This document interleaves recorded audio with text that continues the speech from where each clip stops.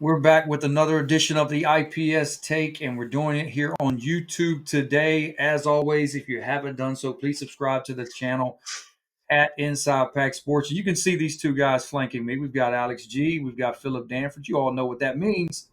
Football. Football is here. Alex, I got with Phillip and taped recently. We got together and taped a feature on Jacarius Peak. I'll go to you first, man. How excited are you that we're here in July and a couple weeks away?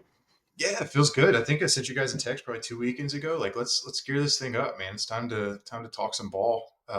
Will Wade's got all the spotlight, probably rightfully so. But it's that time of year, man. It's time to start breaking down defensive ends and see where the Wolfpack are at on the edge. Let's figure that out next, huh? Oh yeah, Phillip. I know for you, same type deal. We actually taped one of these, a similar one, kind of looking at the league. We didn't get into the over unders. That's going to be the exciting part today. But again, for you, you're starting to get into pulling out the charts. Do we get to charting the offense and all those things this year? How you feel? I mean, it's about time. It's about time to bring it out. Man, I love our topic tonight. I mean, over unders and the ACC, and I mean that since the legalization of betting, right, and it's opened the doors for so many people now. It's just a fun conversation to have because so many more people truly understand it now. So I mean, I love tonight's topic. It's just something you can talk endlessly about. But yeah, get into the details of it, man. I mean, great guys. Some great content from IPS coming up soon. I know about that. Yeah, football guys coming in, and I know they're excited. All right, guys. I'm not going to fact check you on this one, but hopefully you'll remember. Let's think back to we taped one of these features last year. I'll go back to you, Alex. Do you recall your best take, and do you recall your worst take? No, Okay, both. there we go. Do you have it? I really hope you do. I I'm don't. sure. I don't have it. How about you, Phillip? Boy, worst take was Duke because I was heavy on the Duke under, and obviously they went and had a 9-10 win season. I can't remember at this point. Uh, Boy, best take. I mean, I had a lot of Ohio State playoff futures, and I mean just different things like that on Ohio State. So I was pretty heavy on them. That ended up doing pretty well. But I feel like one of you two were high on Syracuse and their schedule. I feel like one of you liked them, even though they had a new head coach. But look, what we'll do on this one, hey, I'm gonna write it down as we get going. And so let's jump into it. We'll look at the odds for the ACC this year, give you some of our thoughts. And first team out the gate, as you all would expect, Clemson 10. Alex, 10's a high number for really anybody in college football right now, right? Yeah, big on number. And you look at the book into their schedule. They open with LSU, and then they finish the season with South Carolina. Um, both those games at home, I believe the LSU games in Death Valley or at the South Carolina Death Valley, right, Phillip? South Carolina's on the road. No, no, no, no, no. This the South Carolina Death Valley between LSU and Clemson. That's the battle of the Death Valleys, right? Oh yeah, battle. Yeah, absolutely. Yeah. Yeah. So that's that's at Clemson. But 10. I mean, it's we were just talking about it off air. Like that's a battle of that's basically a bet for Clemson to go undefeated in the ACC. If you're going to take them over 10 with those two games on their schedule. I don't place a ton of bets because I don't like losing money, which is what I'm really good at doing when I place sports bets. But this is one I probably wouldn't touch. That's a big number. I mean, Phillip. at 10, right? You're saying you can only lose to one of the two SEC teams, right? Because you've got LSU to start, you've got South Carolina at the end. These are not two lower end SEC teams at the current state. Because frankly, we're looking at it, and they both have competent quarterback play, right? And that's the first thing I want to pay attention to. So you're saying at worst you can only lose one of those games, and then you have to go perfect in ACC play if you're going to win here, right? And we're using the number 10 now. I know you can go to some other books, you can find around 9.5 in different some different places, but that 10 number, man, that makes it to where and I'm high on Clemson, right? When we recorded a tiers episode just not too long ago, right? I had Clemson in a tier by themselves in the ACC. But if we're talking over unders, and I'm looking at this number that Circa put out, and Circa is a sharp book, 10.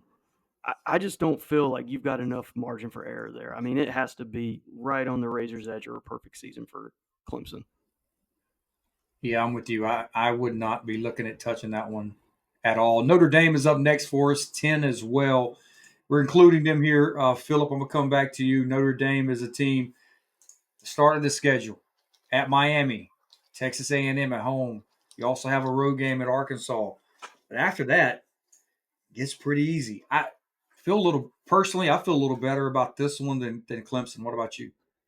Yeah, I do feel better about it, right? You start off and really it feels like the tough stretch of their schedule is those first few weeks, right? So they start off with Miami, and then they have a bye, right? And now for me, I like to look at where buys are positioned. And we talked about this a little bit the other night. I mean, it's weird to have a buy in week 2. Yeah. Kind of feels a little bit of a waste to me. But I know they've got 2 hard games. Maybe they want that. But Miami and then Texas A&M, after that, it is hard to see them losing another game. It just is. But you've got, the line from Circa is set at 10. And my issue there is the unknowns of Notre Dame. We learned this week they had one of their starting offensive linemen broke his leg in an all-terrain vehicle accident, so he's out for the year. You have what I thought was a really good quarterback in Steve Angeli coming back. Well, now he's over in Syracuse, and they're going to look to potentially start the redshirt freshman Carr. I mean, I don't know. To me, while I think Marcus Freeman has been able to build a really good core, there's that unknown at quarterback to me, right? To go into this season with a guy who's not really taken true college football snaps, because Angeli was the guy last year behind Riley Leonard. If they had Angeli this year, I think I'd be much more in favor of this 10 number. Without Angeli, without really knowing what Carr is going to be, this one for myself, like Clemson, a little too steep. Alex, I kind of like that because, and I'm sure you would know this from coaching, right? You don't want to start a year with maybe your 2 toughest games breaking in a guy who I don't believe Carr has taken many snaps, if any at all. It's got to be a little scary there when you're looking at this number. Yeah, I mean they're going to lean heavy on Jeremiah Love to start the season and the run game, which is probably the best thing to do. Regardless of who your quarterback is, because that guy's a darn good running back. I mean, to Phillip's point, like the strength of their team, like this is going to feel like a really, really old school football team. If I had to guess, run the ball, play really good defense. The cool thing about this bet, I guess, is you probably know your result after the first month of the season, right? If they come out and maybe only drop 1 to Miami, Texas A&M, or on the road at Arkansas of those 3 games, then you're probably cruising. Boise State's an interesting one coming to Notre Dame. To see how they bounce back from losing arguably the best player in college football last year, Ashton Jeanty. Miami 9. I feel like Phillip, at least in my opinion, there's a bigger gap than 1 game between Miami and Notre Dame and Clemson. When I look at Miami's schedule, you got Notre Dame at home. Some of the teams. You got Notre Dame at home, South Florida at home, the Florida Gators at home, at Florida State, Louisville at home, at SMU, at Virginia Tech, at Pitt. Carson Beck coming on. How do you feel about that 9 number with the Hurricanes? I agree. That's why I said the other night. I think it's Clemson in Tier 1 by themselves. Like I know it's a 1-game separation. They're 10-9 from Circa, but it does feel like the gap is larger. I mean, what the issues I have with their schedule. I'll talk about schedule first. One, I don't like their bye week separation. Right, so they've got a bye in week 5, and then another bye in week 7. I don't like that.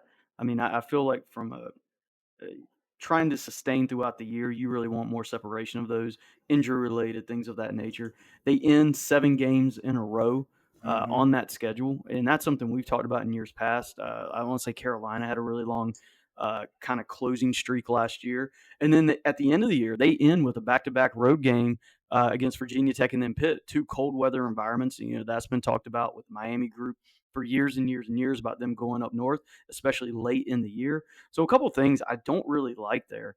Obviously, you've got Carson Beck, and listen, he's not going to be Cam Ward. I mean, I think Carson Beck is a good quarterback, and we've seen arm talent. Anybody who's watched Georgia play has seen, the guy can make a ton of throws, but I don't think he can make the off-structure plays that Cam Ward did that always kept that Miami offense moving, right? If we think back to the Cal game, they were down, Guys, do you remember what they were down like 3 4 scores. touchdowns? Yeah.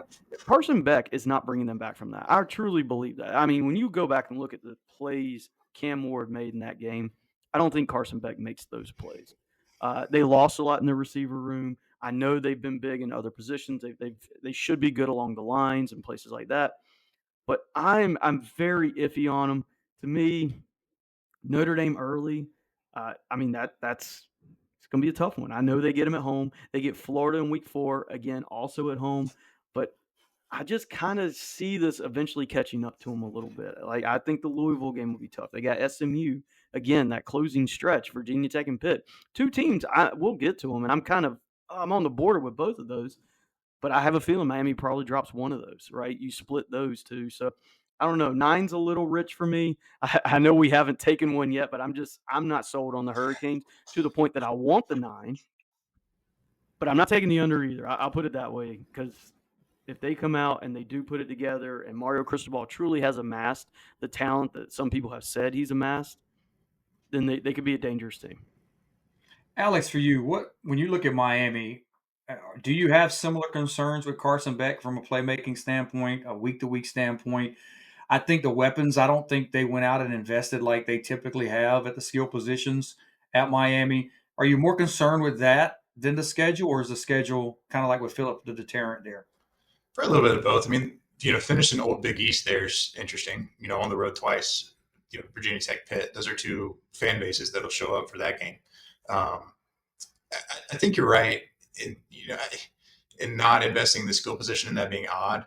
Like Cam Ward can cover up a lot of stuff. Mm-hmm. Carson Beck is a good player, but I do think he needs good players around him, as all quarterbacks do, to look as good as they could possibly look. But I don't see him raising the level of talent around him as much as Cam Ward was able to do.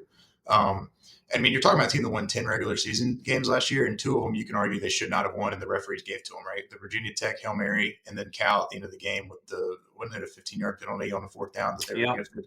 So you could argue that's an 8-win team last year. And that ended up with 10 games with Cam Ward, who you could argue should have won the Heisman, and was the top pick of the NFL draft. Look, here's one where I'm interested to get your take, both of your takes on it. Phillip, I'm going to go back to you. I know in our previous pod, you're a big fan of Mr. Brohm there in Louisville. 8.5 is the number for the Cardinals. Kind of like that one myself. What do you think? Yeah, I'll tell you right away. I'm leaning over.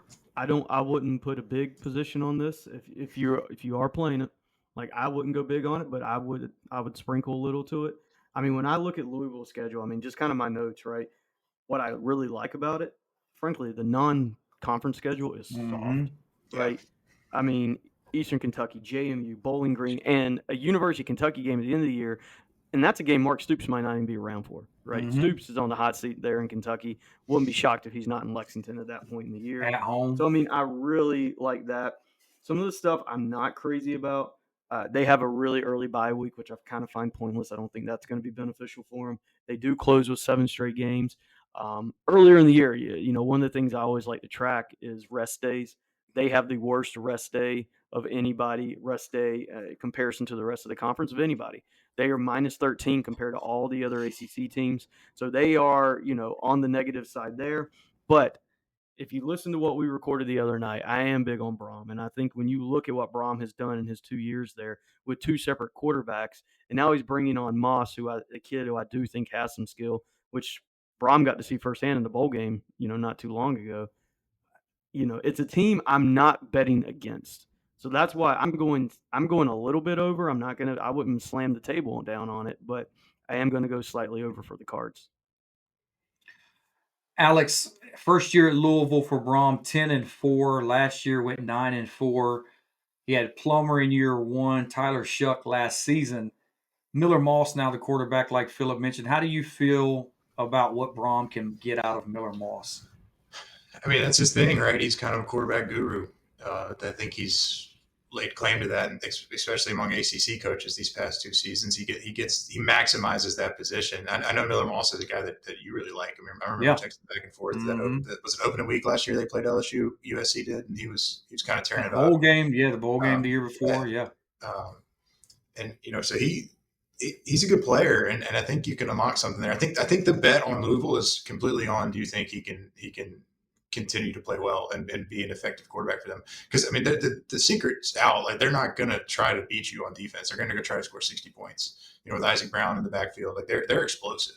I think they bring Colin Lacey back too, who, if I recall, he had a weird like flirtation with the transfer portal, but he's coming back. He's an explosive football player. So, yeah, not to be boring, but I think I agree with Phillip again. Like it's one I would lean over. I mean, that's that 8.5, 8 is the toughest number I think in this deal because you know you're betting on like a potential ACC championship team if anybody gets to 9, right? Like depending on how the chips fall, you know, the second place team in the ACC could be a total win team of 9 games that you know gets whatever it be 6 in conference. Well, I think that's where Phillip mentioning the non-conference schedule for Louisville comes in handy. 4-0, 4-4. You got 8 of them right there. You got a great season, man. They've had unreal. Their schedule has been just phenomenal recently, man. Like, it was 2 years ago, right? They had like a ranked team. Mm-hmm. I mean, goodness. Mm-hmm. So, all right, you talked about agreeing with Phillip a lot. We're now moving on down the board to Georgia Tech, and we know your affinity for Mr. Haynes King and Georgia Tech, Alex. So let's go back to Phillip first. 7.5. Phillip, this was a team that really caught our eye when we did our tiering look at the league. And man, the more I look at their schedule and what they have potentially returning, 7.5. Even if I'm not high on them, 7.5 to get to 8. Yeah. This is one of the first ones I have conviction about, right? I like the over here, right? If they've got momentum, right? Everybody kind of like what they did. And I know the record didn't end up great at the end of the year, but we did see an improvement and upswing in that team. You saw Haynes King, who at times, Alex, I think even you have to admit, was an effective quarterback. But, I mean, I look at this schedule. I love getting Colorado. I mean, they've had all this hype. I expect nothing from Colorado this year. Like my expectations are really down the board. I'm just not sure they have the talent to overcome, losing such focal points of Shedeur Sanders and Travis Hunter. So I love getting Colorado early. They go on the road out there to Boulder. They probably beat up on them pretty bad. That's a nice start. I mean, when I look at it, I like their bye week spacing. Their toughest road game is at NC State. They have no back-to-back road games. And I look at it and I say, all right, well, they lose to Clemson and they lose to Georgia, right? I've got 2 games I fully expect them to lose. And outside of that, man, I've still got 2 games to play with to figure out, well, who else could beat them and I still win? I mean, I just like that 7.5 number when I look at this schedule. Yeah, Alex. Go ahead, Alex. Begrudgingly agree. Look, I think, look, straight up, I think it's Brent Key. Like, I think he's the reason that thing churns, and his mindset, his offensive philosophy, the freedom he gives his coordinator, like it's neat, and they do a really good job with what they have. Like, I think, my Haynes King criticism is going to be he can't play in the NFL. He's not going to be an NFL quarterback. Like, that's not going to happen. I don't think you could take him and put him on UNC and he raises their ceiling unless they change their offense to fit his play style, which is what they've done. I mean, they're essentially running a wing tee over at Georgia Tech, which is really smart because Justice Haynes, the running back, Malik Rutherford, a wide receiver, those cats can run. Get them the ball quick and let them go. And Haynes King, he's fast. Like that's what he does really well. Now he will throw you the ball. So that's the argument against their win total. There is that does Virginia Tech come in and he throws 3 picks and you lose a game you shouldn't lose, or pick your poison there at Boston College, same thing. But the number 7.5 is too juicy, man. They're too talented offensively, and they're going to be tough as heck defensively. That's just their mindset. I mean, Phillip, if I had an issue with Georgia Tech, looking at the last couple of years, and both of you guys have seen this stat, they've praised the success they've had against elite teams, right, under Brent Key. But there's been struggles with the teams that they should be, to kind of Alex's point. And so if you give me a schedule with more teams I should beat, does that worry me a little bit? Actually, what was it last year? State's 1 tackle on Aaron Philo away from beating them, and then they go and almost beat Georgia. Yeah, right. Like, I mean, that's crazy.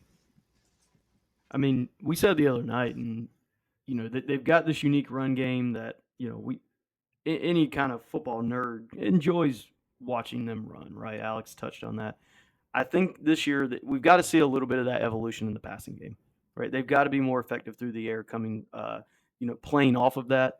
Haynes King can't have as many interceptions, but I do think there's good talent there, and I think Brent Key's done a really good job. So, yeah, I mean, to me, this is a heavy conviction over. Alex, next up, we've got Florida State. Okay, the Seminoles last year, 2-10, and here they are, expected to make a big jump, I guess, to 7 wins here. 7 is the number for Florida State. Your thoughts? I can't do it. I mean, Thomas Castellanos will tell you they're the best team in the country, right? And that there's no reason he should have gotten benched at Boston College. Some of the stuff he's come out and said the past few weeks, I don't know if you guys keep up with it. Yeah, but it's wild. Like, he's just taking no blame for anything that happened up in Chestnut Hill. Look, I mean, similar to Clemson, right? But less talent. Like, in terms of the schedule, bookended by SEC schools. So they got Alabama, and then they go to Florida to start in their season. They're not. I don't think they're going to win either of those games. So there's 2 you can knock off right away. They go on the road to Clemson. There's your 3rd, and then they got. I had to look it up. Apparently, they play East Texas A&M. I did not know that was a school that existed. Yeah. But that's a dub. Kent State, the worst team in the country last year. That's probably 2. But besides that, Phillip, you kind of did the exercise there a minute ago where I think it was with Georgia Tech, right? Where you said, yeah, they're going to lose to Georgia. There's you look for the sure losses on this schedule. Like Alabama, to me, Alabama, Florida, Clemson are sure losses for them. Florida maybe more of a toss up, but I'd lean towards DJ Lagway figuring it out for Florida versus Castellanos figuring it out for Florida State, and especially at the end of the season. And then you throw Miami in there, that's really tough. Mm-hmm. You throw Virginia Tech in there, that's really tough. At NC State on Friday night, look, I like that game for NC State. I like Friday night games for NC State, straight up. No matter who they play, no matter what season, no matter who's on the team, I like that spot. I'm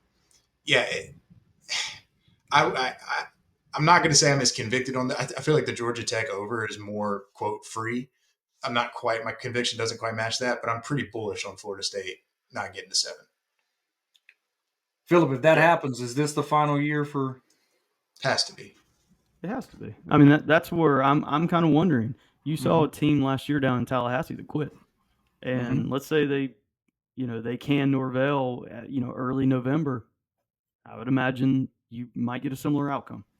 Did you walk out of the stadium a few years ago feeling the same way as me, Phil, when they threw the pick in the corner of the end zone? When NC State beat Florida State, I thought he was done then. I thought that was it for Norvell. Yeah, and then he rallied the following year with the transfer portal class. But yeah. But the crazy thing about, I mean, to me, they got Castellanos at quarterback, but they weren't nearly as heavy in the portal for other positions as they have been in years past. It's kind of like they're running it back with some of these guys from last year. Obviously, new quarterback, they had to go get a new quarterback. Where they've really made their changes is on the coaching side, right? You've brought in Gus Malzahn. And now that's going to be really interesting to watch, right? Are they going to go back to like 20? When was Nick Marshall there? Like 2014 Auburn or something like that, right? Are we going to get back to that where it's kind of single wing like? So I'm very curious there. Then you've got Tony White coming over from Nebraska, bringing a 3-3-5. So I mean, you're potentially changing schemes on both sides of the ball in what is a very critical year for Mike Norvell. I imagine he's not going to stay. I mean, we had a discussion the other night where he's giving back part of his salary for this year. I mean, whenever you do that, that feels like a move of desperation. So, I mean, personally, I really like the Florida State under. It's one I've already bet myself. I mean, I look at this. You're exactly right. I don't like, for example, I mean, just things in their schedule. A bye week in week 3 between East Texas A and whatever they are, Alex, and Kent State. I was just looking at the logo. I couldn't figure it out. Yeah, I can't. Yeah, I look at the logo. I'm looking at it too, and I'm like, who? I mean, I don't like their bye weeks. They have a very tough, especially 4-game stretch to end the year. You don't know, again, the status of Norvell. I'm not crazy about this team. And to me, you bring in your big acquisition was Castellanos, a guy who, eventually was riding the pine to end the year in Boston College. And so I don't know. It just doesn't give me a ton of confidence in Florida State. further to scheme just offensively, right? Like Norvell is a play calling head coach, right? So he's surrendering that to Gus Malzahn. Like there's potential for this thing to just blow up. Oh yeah, and following what they did in the portal, it wasn't a lot. Like they did not go out and totally retool the skill positions. Obviously, they brought in Castellanos. Interested to see what happens with that one, Phillip. I know for you and the tiers you had, the next team with 7 is I think a team you had on the same tier with Florida State in the tiering system, North Carolina. You've got the Tar Heels checking in at 7. To me, like when I look at these teams, and I'm sure I feel like you guys probably are in the same boat as me, total unknown in what to get from North Carolina. I don't know what to expect. They've had so much turnover, no clue. Yeah, I mean, to me, there's roster-wise a lot of similarities between Florida State and Carolina. Just the unknowns. I don't think there's as much talent as these numbers portray. I actually get the Carolina number more so than I do the Florida State number, because Carolina's schedule. We said the other night, when's the last time we ever said Florida or Carolina had a difficult schedule? I mean, you just look at it and you're like, okay, they got a tough one with TCU, which, James, we pointed out months ago when that line was favoring UNC. Man, that looks juicy. Now that line's completely flipped already. But I just look at the schedule, man. It's just nothing scares you. I mean, the downside of the schedule, right? Again, they've got the 2 bye weeks in a 3-week span. I don't personally like that, but they do surround the Clemson game, so I don't know if that's by design or not. But they do end with 7 games at the end of the year. That's been a thing in the last few years for Carolina, where those kind of falling off, very late in November. So I don't know if that will be a thing. But when I go through their schedule, I ended up right on 7 wins. So for me, I think it's a push. This is one I'm going to avoid from a betting perspective. But it's not because I think UNC is that good. I just think they ended up with a very favorable group of teams they have to play. Alex, as of right now, looking at UNC's schedule, they have one ranked team on the schedule. That's Clemson. And they avoid Miami. They avoid SMU. They avoid Louisville. They avoid Georgia Tech. If you believe in Georgia Tech as a top 5 team, 5 losses on that schedule. But they get the newly transitioned to the Patriot League Richmond Spiders. So, playoff team, 10 wins. Be careful.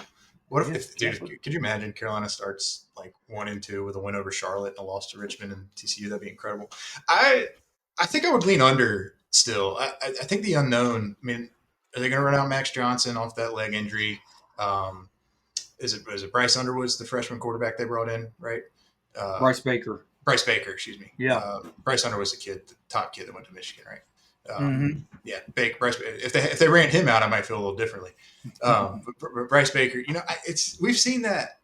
It doesn't really matter how talented a true freshman quarterback is. Like that's a hurdle, man. Unless you're like in that Trevor Lawrence kind of echelon of recruit, like that's, and even he like had to take it from Kelly Bryant, like at Clemson. So I mean, that's a big hurdle.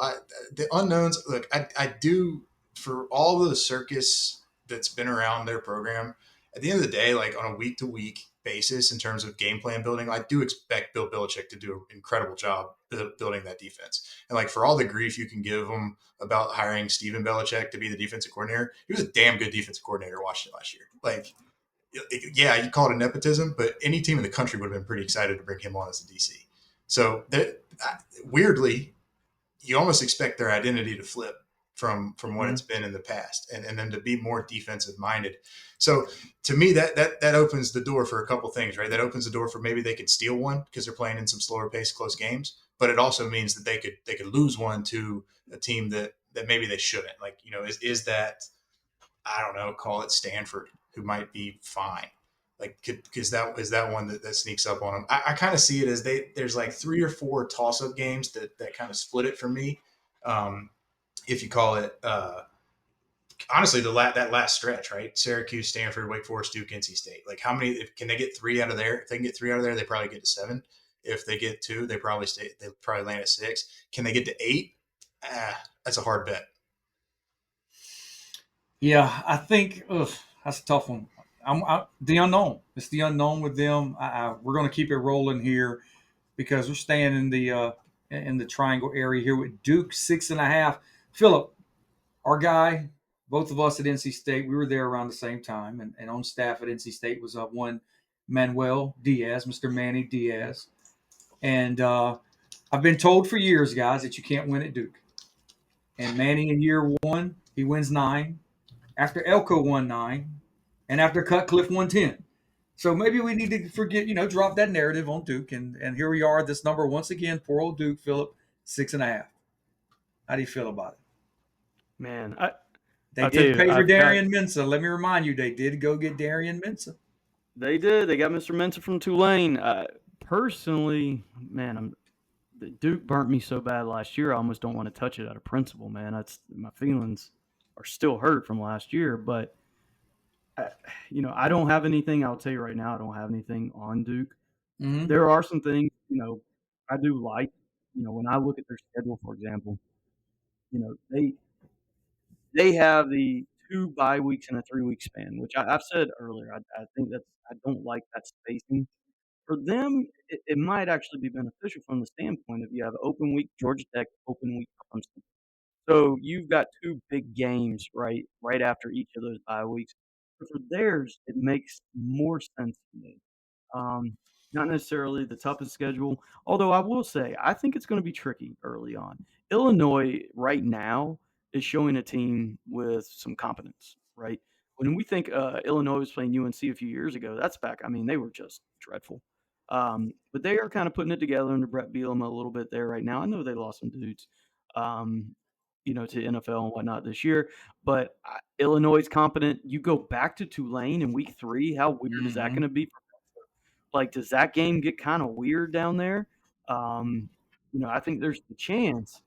So, listen, I think there's some tricky spots, but overall, Manny Diaz did a really good job in the first year. You talk about high conviction, they have high conviction in Mensah as a quarterback. What has been alleged that they're paying him, basically saying he's coming to Duke before he ever jumped in the portal. So this was like a done deal early on. So they have a lot of conviction in this kid. So, I mean, it's going to be fascinating to see if it plays out. But right now, I don't have anything on him. It might just be my feelings. Alex, as a redshirt freshman, Mensah started 13 games for Tulane, 22 touchdowns, 6 interceptions, completed 66% of his passes. The thing that surprised me with him, looking at his passing numbers, you would think, okay, with him being as high profile as he is, he's likely a dual threat. He only had 132 yards rushing, 60 carries on the season, 1 touchdown. So they didn't run him a lot there. Are you surprised they were that invested? Because Phillip's right. Like, this is how invested in Mensah Duke is. It seems like it was never a recruitment, guys. He went into the portal, and it was over. That tells you they gave him a number that everybody else said, you know what? No thanks. We're good. Which, right or wrong, you can give him that number. Yeah, I mean, what you're saying, they didn't believe in our guy, Beelan, right? That's who we Right. had to watch play. Our guy. Throw 5 passes or Don't whatever. remind me. Yeah, God, that was a rough one. I think Duke might blow the over out of the water.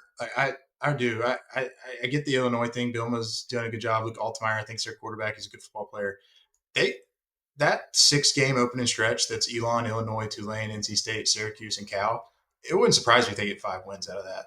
Like that's realistic in my mind. And then to finish, at UConn, I guess that can be tough because you're going on the road, but I mean, it's UConn at the end of the day. And then Virginia, who I think is going to stink. Carolina, who we're unsure about, but I'm not bullish on. And then Wake Forest, who I think is going to stink. Like, there's a lot of wins on that schedule, if nothing for what Duke has to offer, but if what the other teams don't. So I would be pretty bullish. I don't know if we were doing locks, I would consider Duke to be a lock over 6.5. I like the quarterback position. I like what they brought back. They brought back some really good pieces on defense. Freeman, secondary, Chandler Rivers, who I know NC State fans that's probably a sour taste if you paid attention to some of our scoop that we had in the offseason. Jacquez Moore, right? That's the running back. He's coming back. Mm-hmm. I was looking at it earlier. Jaden Moore, a receiver, is a good football player. They got players that fit kind of what it's weird to say it, what the Duke culture's kind of become I think the transition Elko to Manny Diaz was really smart by their athletic director. Like that's not a wholesale change. That's defensive coach to defensive coach, and the offensive identity has kind of remained what it was. So I think it's kind of insane looking at the graphic, thinking that Florida State and UNC are in front of Duke, even if it's just a half game. Like I think that's an interesting line. The fact that it's at 6.5 for Circa, I think they get to 7, definitely, and could see them getting as high as 9. Yeah, I think for me, Phillip, if Mensa hits to what their expectation is, I think Alex is right. Their schedule sets up to where they should get past that number if he's the guy they expect him to be. Oh, 100%. I mean, impressed with what they did offensively last year with what I think, a lot of people thought was a limited offense with, what's his name? I keep Murphy at quarterback. Malik Murphy, yeah. Malik Murphy out there at Oregon State now. So that was our bet against them. Is he was not great, and then he turned out to be pretty efficient in what they were trying to do. Serviceable, and then they kick him out of the door as soon as they get the first chance. Yep. And so, yeah, I mean, I see it. Now, let's say if you don't like back-to-back road games, they've got 2 of them on the year, right, at Syracuse, at Cal next week, and then you got to at Clemson, at Connecticut. I'm not saying that's murderer's row, but they do have 2 back-to-backers on the road in their schedule, and I think there might be one of the only ACC teams with that. But overall, I 100% get where Alex is coming from. I mean, if there's a team that is going to blow it off the top and over, I think Duke makes a lot of sense for that. Pittsburgh started last season, Alex 7-0. Lost their final 5 regular season games and their bowl game, which I think they lost that game in overtime. Had some injuries, right? I know Holstein, I believe, went down. Had some injuries throughout the course of the season, but for Pittsburgh here, when you look at the Panthers, 6.5 as well. How you feel? I think that's high. I think it is very dependent on Holstein taking a big step forward. He was 2 different quarterbacks, right? Like to start the season, he was the runaway ACC Rookie of the Year, without a doubt. He was unbelievable. And then, he had the injury. I think he tried to play through it. Maybe got hurt again. I can't remember. But I do remember that after that, he was not effective at all. They opened up the offense for him, gave him the reins, and he looked really, really good early. This schedule, there's not a ton of wins on this schedule, right? In my opinion, that you would consider locks. Going to West Virginia, that rivalry game, that's going to be an insane atmosphere. You can't expect to win that game. Louisville's going to be tough. Boston College probably not going to be very good. Old Big East rivalry. At Florida State, never easy to play at Doak, or regardless of what we think about Florida State, still tough. At Syracuse, really underrated, hard place to play. I feel like we talk about that every year. NC State at home, we'll share our thoughts on State here soon. Stanford's not very good. Notre Dame, Georgia Tech, Miami to finish is brutal. That's it. Like if they don't get to their number before their bye week, which is on November 8th, then it ain't happening, because that finale is insane. So you're telling me they need to be at 7. Oh, go ahead, Phillip. No, I was going to say, I had the exact same thing written down. They have to hit their wins before they get to Notre Dame. So they have to get 7 wins before they hit that final 3-week stretch, right? We're talking first week in November, roughly. Yep. They need to have it, or I don't see them getting to it. My thing with Pitt, we'll go back to what we talked about the other night, is the psyche of this team. I mean, this is a team that starts 7-0 and then loses 6 straight, or I might have those backwards, but I mean, you go on this long losing streak to end the year. The psyche of it, I'm questioning how they're going to come out and play. Now, they don't necessarily have Murderer's Row to start, right? You got Duquesne, Central Michigan. Now, at West Virginia will be a fascinating game. You've got Rich Rodriguez coming back to Morgantown. Now, I don't think that's going to be an overly talented West Virginia team. Ton of turnover in terms of transfer portal and whatnot. But that will be a big game that West Virginia has circled, right?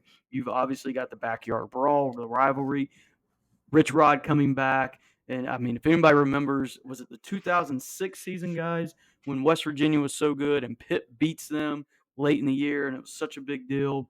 I mean, so I'm sure Rich Rod will bring that back up, right? Because I want to say that was at the tail end of his tenure there before he moves on to Michigan.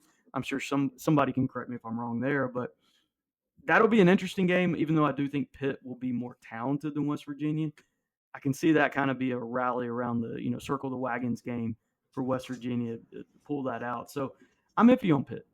I mean, you look at Narduzzi, he doesn't scare me as a coach. I really like their offensive coordinator. I can't think of his name right now. I know he came from Western Carolina. Yeah, and so, I mean, they do some really interesting stuff offensively. But, man, that downswing that they had late in the year, I mean, that kind of scares me off of this number right now for Pitt because I just don't know how they're going to come back. Cade Bell. We'll give him his flowers. Cade Bell. There you go. Yep. Virginia 6.5. Alex, are you surprised to see Virginia ahead of NC State and Virginia Tech? Without a doubt. Come on.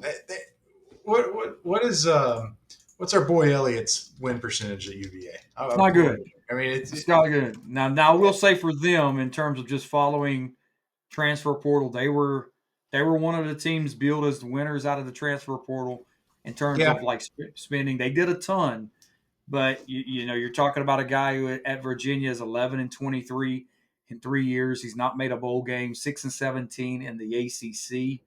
Yep. Yeah. The Fighting Tim Becks, Coastal Carolina, start the year. Yep. At NC State, William & Mary's tough FCS school in the state of Virginia is going to want to try to beat them. Won't beat them, but we'll give them a tough contest. Look, they you can see why. Like, it's not murderer's row. They avoid Clemson. They avoid Miami. SMU. No Georgia. SMU, right? So that Georgia Tech, right? So those are your kind of your. I don't know. I don't remember what you guys tiered on, but that's you're towards your top of your list. Yeah, I mean, the weirdly placed bye week of the second to last week of the year and is funky. I mean, honestly, the more I look at it, I guess I could talk myself into it just because the schedule is that easy. Like, I think that this number, more than anybody else's, in my opinion, is based off the ease of schedule. I don't have the belief that they're going to be very good. They're kind of bit by that Georgia Tech syndrome that we talked about earlier, where they play up and they're going to jump on somebody. Like, they'll beat UNC when they shouldn't. That was a few years ago, right? That was a fun one to watch. You remember that was the CW game where they were interviewing Tony Elliott and they cut to like Home Improvement in the middle of his interview. It's like the biggest one of his career, and they cut away to like reruns of Big Bang Theory or something. I can't in principle. Like, this is a total just vibes thing for me. I can't in principle see them winning 7 games. Yeah, I can tell you right now, my notes, I've got avoid in capital letters. Like, and the reason being, I get the argument with the schedule. James, we said the other night, this looks like the Syracuse schedule from last year for this year, right? Mm-hmm. Syracuse had a really favorable run, just teams they played. Right now, preseason, it looks like that with Virginia. But the amount of roster turnover that they have experienced, to me, it is such an unknown that to now all of a sudden expect them to exceed anything they've done up to this point under Tony Elliott, I'm not putting my money towards it. Like, I mean, we're saying right now, all right, Tony Elliott, how long has he been there, guy? Was it 4 years? This will be 4, right? This will be his 4th right here coming up. This will be 4th. I mean, have they been close to sniffing a bowl game? Did they win 5 last year? Yeah, they went 5-7 last year. So to your point, Phil, like, this is if you brought back 9 starters on defense and 7 starters on offense from a team that won 5 games, I'd expect that number. But that's not what happened. This is going to be one we're going to judge the portal on. They went out and got Chandler Morris at quarterback to replace.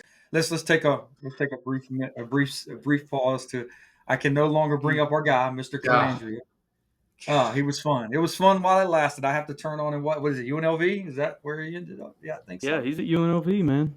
Yeah, battling out there. He's not even guaranteed the job. Whoa, come on now. Come on. Don't do that to me. He'll get it. Okay, man. He'll get it. I should have had Jake pull our gift, Alex.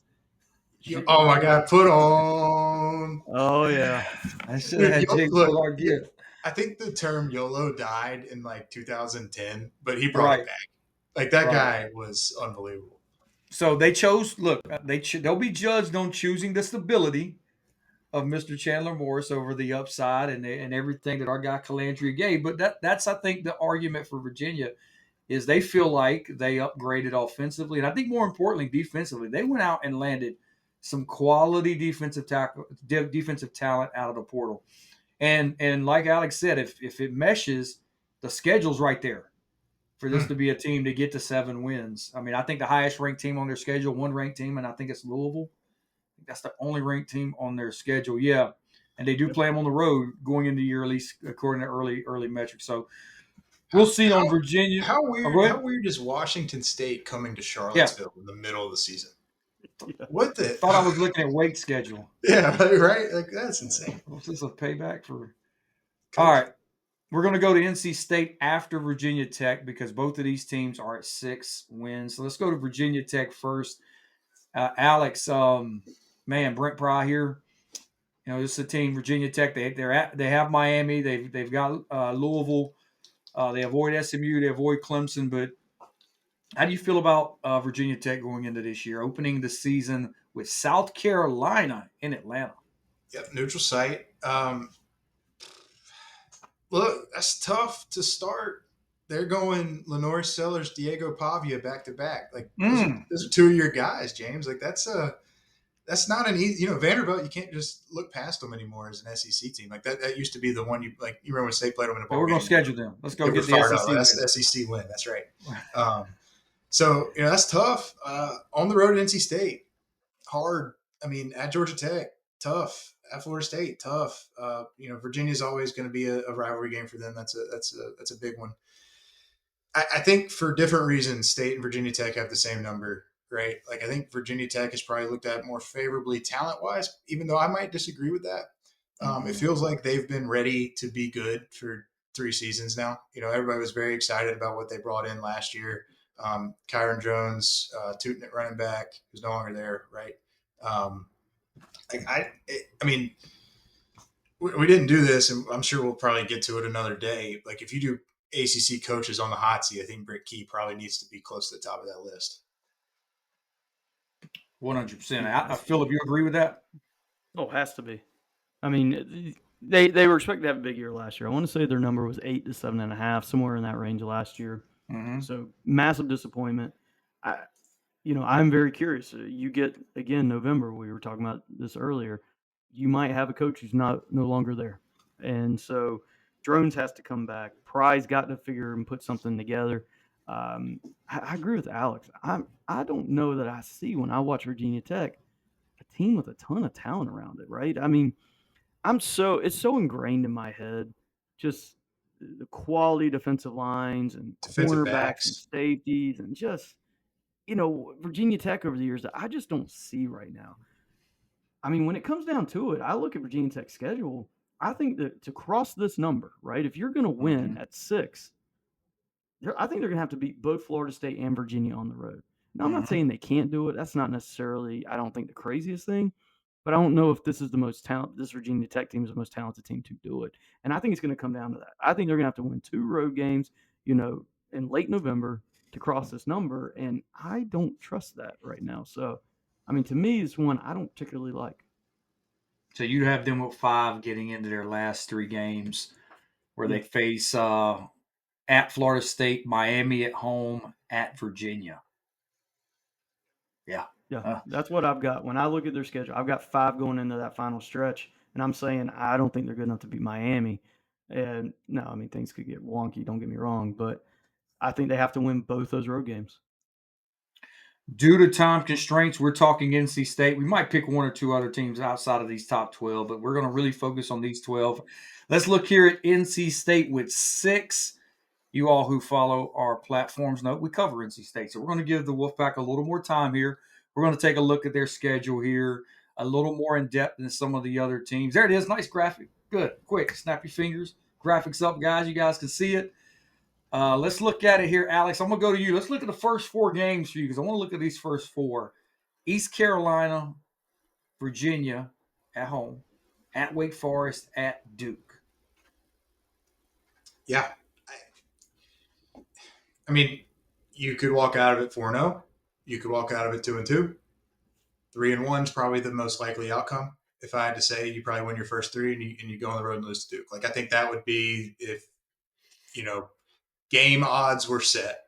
I mean, Mhm. what they originally came out 2 touchdown favorites against East Carolina. I don't know how much it's changed.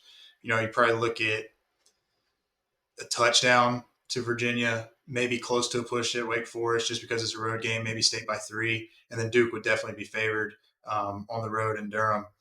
I like it. I like the Thursday night spot opener against Eastern Carolina. I think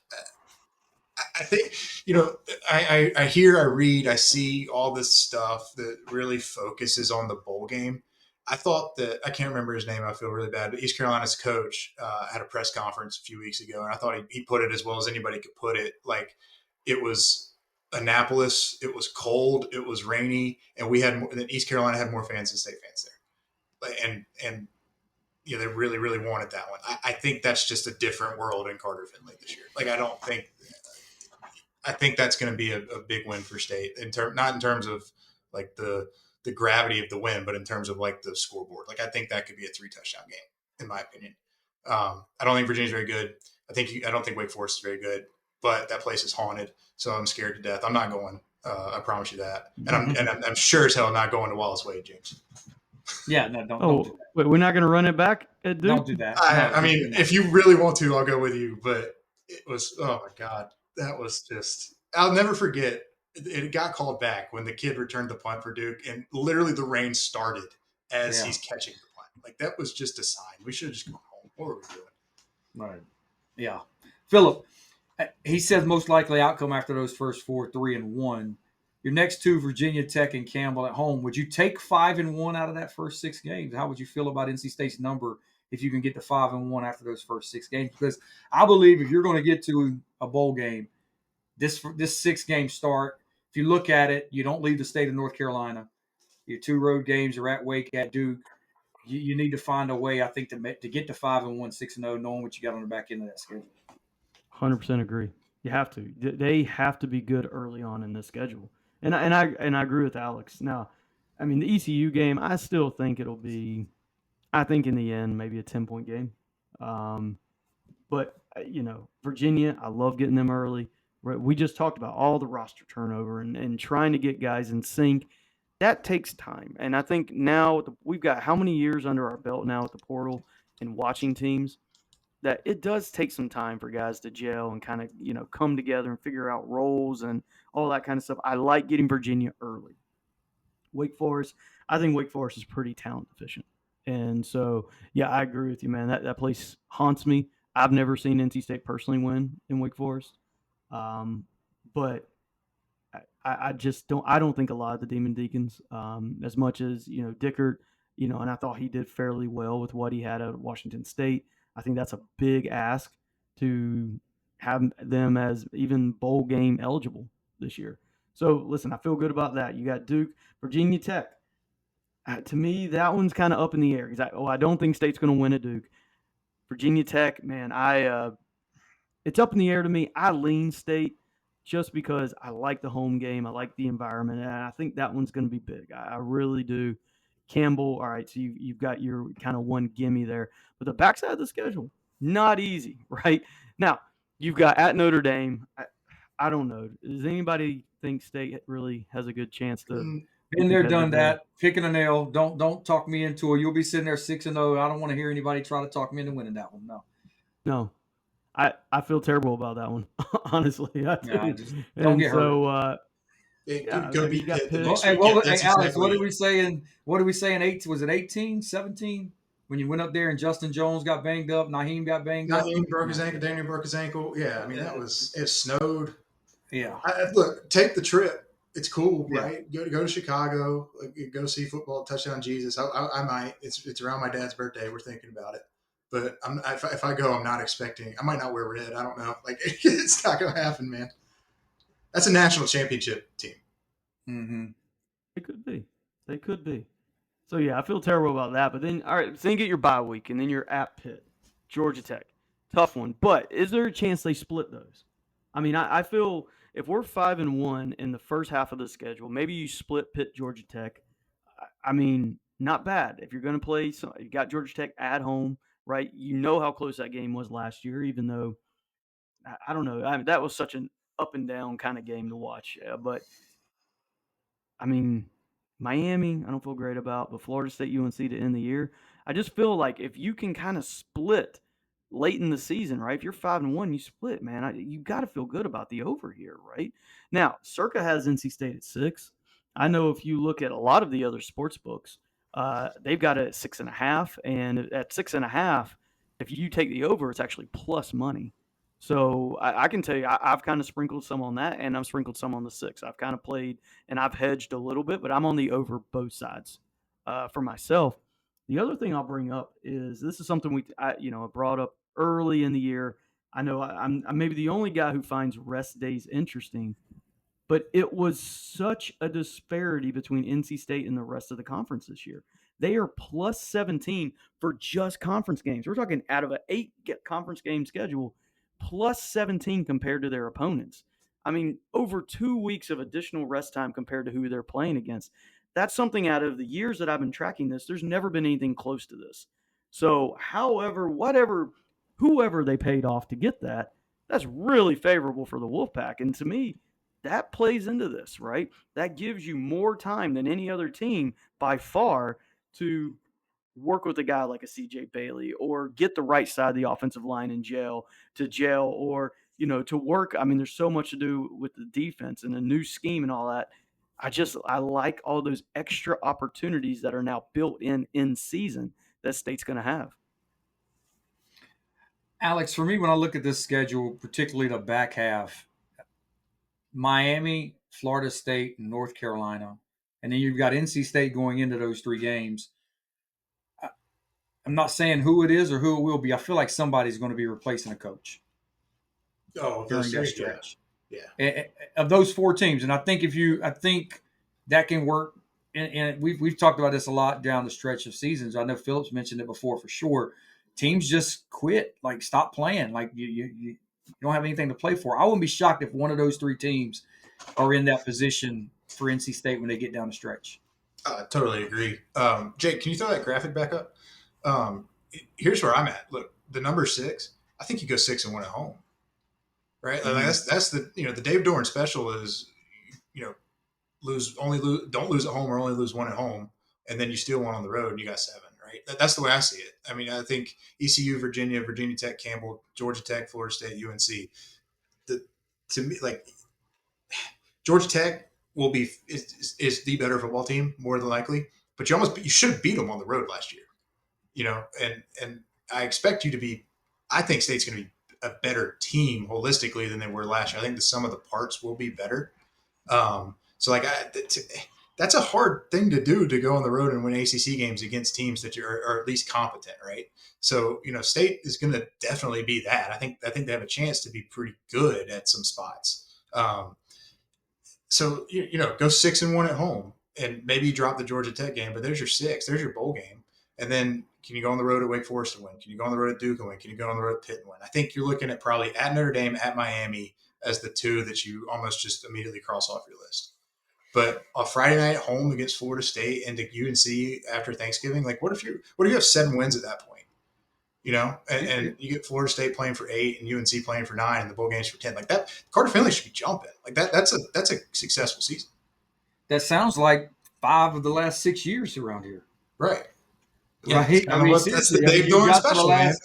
Yeah, you're talking into 9 wins, Phillip. Are we overlooking the over here? I mean, look.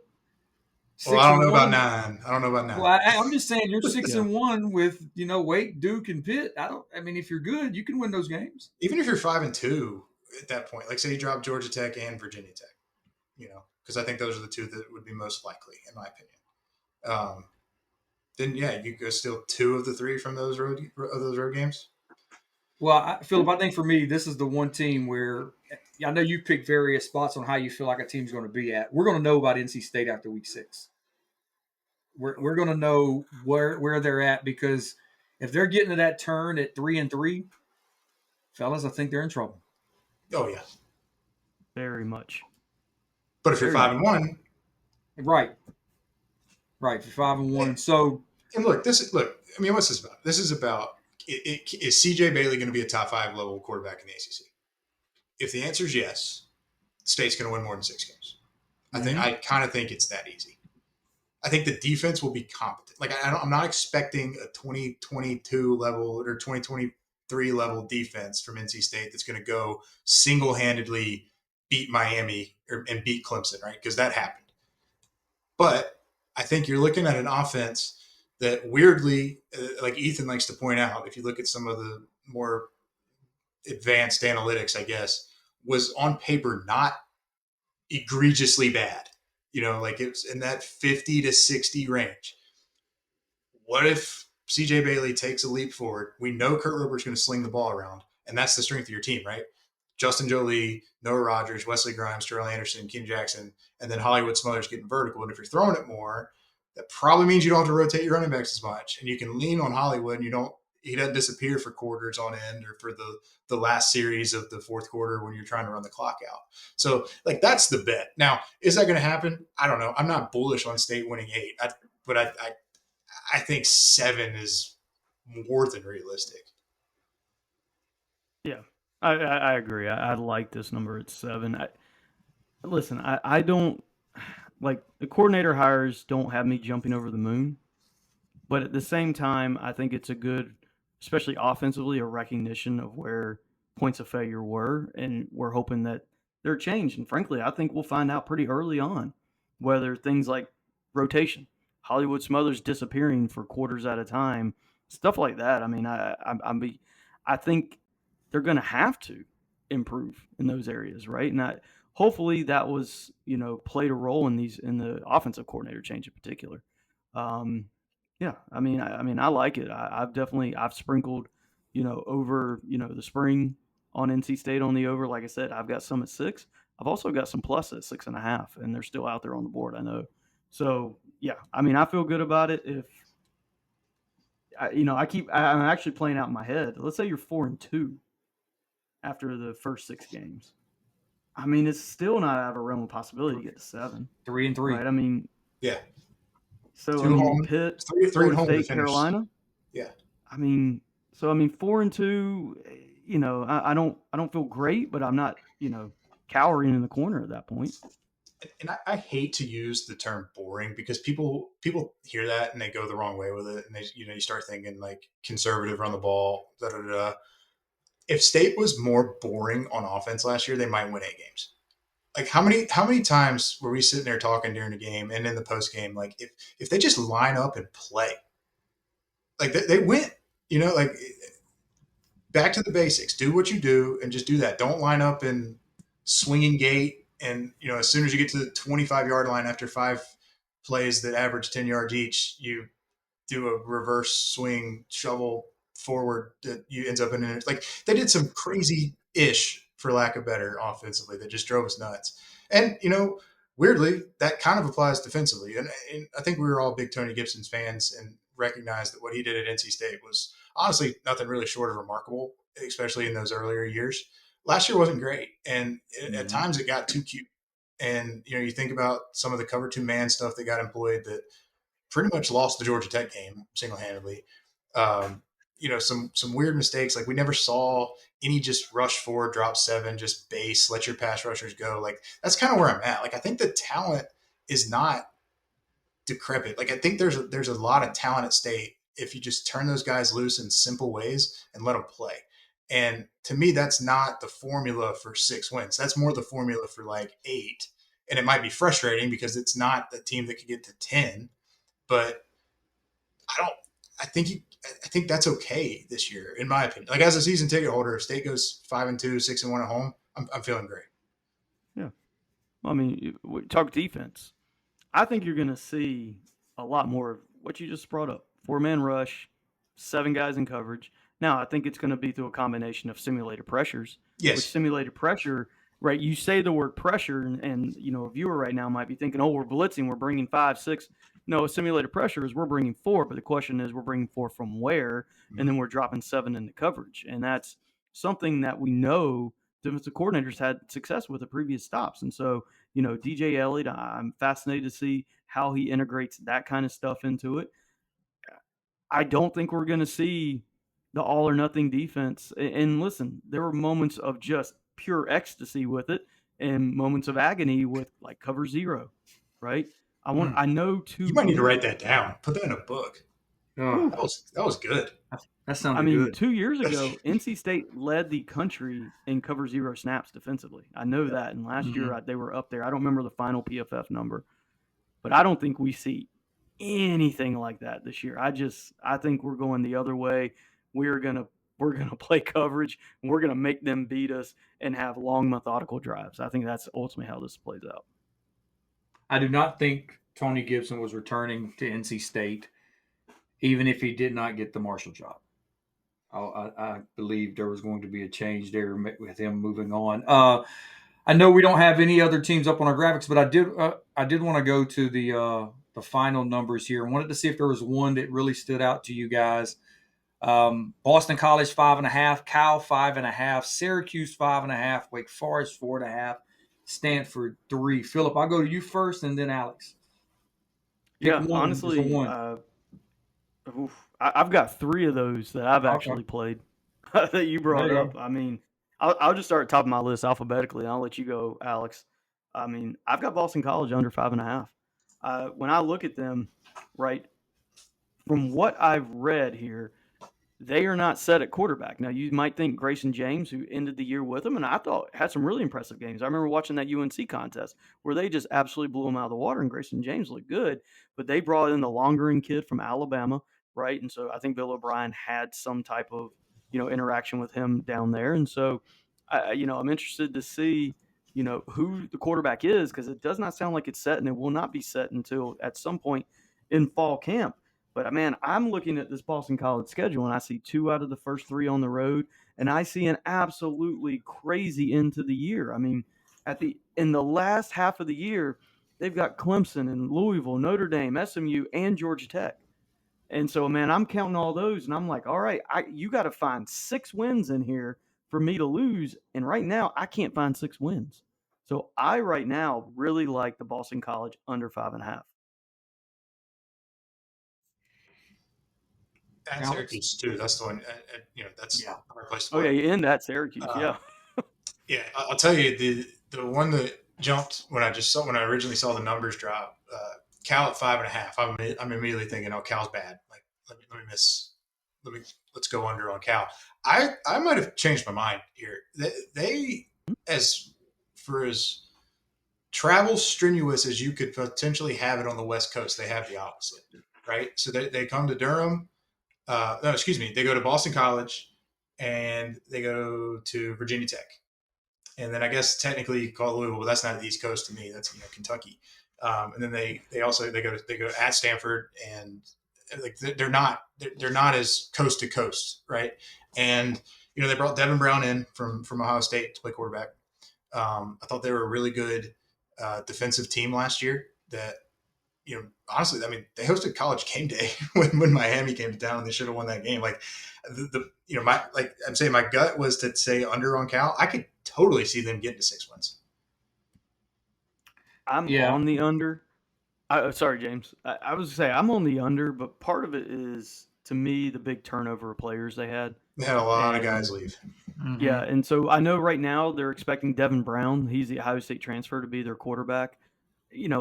Listen, I mean, if you guys remember Devin Brown when he did play a little bit for Ohio State, this is a kid who could run, but his passing really didn't look, great. I know they're expecting a player like Kendrick Raphael to be, one of their 2 running backs. So, I mean, I just feel like they've had such turnover, right? When Mendoza decided to leave in the offseason, that initiated the wave. And, right, Jaden Ott is now at Oklahoma, and they've lost several guys.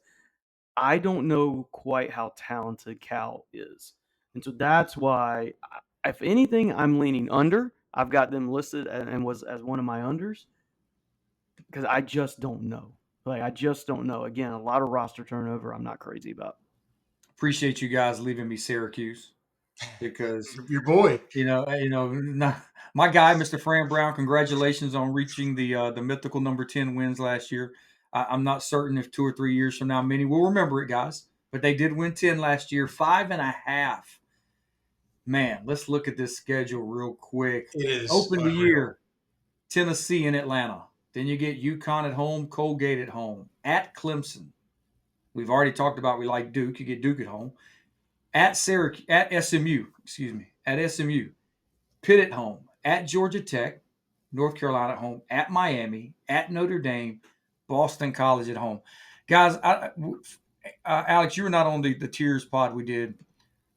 We said our top 5 teams, or Phillip's top 5 going into the year. He had Clemson, Miami, Louisville, SMU, and Georgia Tech, a lot like the current odds in order. Syracuse plays 4 of those teams on the road. I don't recall that happening in terms of those being your 4 road games. Non-conference wise, you get Notre Dame and Tennessee. That's 6 right there, guys. In my opinion, like you're going to have to upset somebody to win one of those games. Yeah, 5.5. That if I had to pick one number I like more than any of all, Phillip, it's the under for Syracuse at 5.5. I mean, you have to like this number. It's on my list too. I mean, whoa, what a schedule! Now Syracuse caught the breaks last year. Mm-hmm. This year they obviously and they took did not. advantage of Hey, it. So good for them. Yeah, everybody keep in mind next year, jump on the line early for Syracuse potentially, right? Now I do like. I know. Last I read, they have not named him the starting quarterback because they got the kid from LSU. I don't remember his name, Ricky something. But then they go out and get Steve Angeli from Notre Dame. And I've already said it when we were talking Notre Dame. I like Steve Angeli and what we saw out of him in big spots, college football playoff. I think that's a great fit. Part of me right now just thinks this is a next year play, right? I like the under this year. I might be looking if Syracuse gets a favorable schedule, second year Steve Angeli next year. I might be looking to play the over based on how things play out. But for me this year, 100%, this is an under. They are going to have to spring an upset to cross this 5.5 number. All right, guys. Before we get going here, we went through all these teams. I'm gonna circle it back, and I'll let each of you give your top pick, over or under. What's your favorite take here? Let's go, Alex. You first. Oh, it'd be between Florida State under and Duke over. I think I like Duke over. That's my favorite pick. Phillip. There we go. That's interesting. All right. One, I actually love the Syracuse one we just talked about. Yeah, but that's fine. Yeah, that's fine. Even the more we talked about it, I was like, gosh, so I love that number, right? I mean, when we kind of look at these, that Florida State under. I'll go Florida State under, right? I do like the 7 there. I think that's a good one. Can I go off the board real quick? One that I've had on my card this spring, and we actually brought this team up a few minutes ago. Marshall, Tony Gibson. I hate to do this to my man Tony Gibson. Okay, Tony. I'm going to go way off the board because Marshall was 5.5 and experienced the biggest roster turnover we have seen yet. Right? They lost everybody at Marshall. And I'm just like, how do you replace an entire team almost, right? Remember, they didn't even play in the bowl game. They had to forfeit or give away their bowl game to somebody else. I forget who it was at this point because they weren't sure they had enough to field a team. Coach Gibson has had to go in and completely refill that roster. And they've got them at 5.5 there. And I want to say Conference USA. I could be wrong on that. But that's one that I'm also playing outside of the ACC. I was not expecting the Marshall pick. That's good for you. Wait, you haven't spent the summer breaking down conference? No, I thought we were going Wake there. Somebody. Yeah, I know. I went way off the board, but you made me think about when you said Marshall with Tony Gibson. It made me think of, oh man, I love that play. Yeah, look, there's a lot here to like with the league. We went in depth on several of these teams, looking at the over-unders. We like to do this each year at Inside Pack Sports. And we're going to continue to crank out covers like this as we get into football season here. A couple weeks from now, you're going to have the ACC kickoff. Then we'll have the start of fall camp. We've got more coverage coming out. We've been doing some Elite Plus content, which for those of you who do not know, that's our NIL platform at Inside Pack Sports. So we're going to have some content from that. So, yeah, a lot going on. I'd like to thank Alex and Phillip for joining us tonight. And if you haven't done so, please subscribe at Inside Pack Sports here at YouTube. And we'll be back here soon.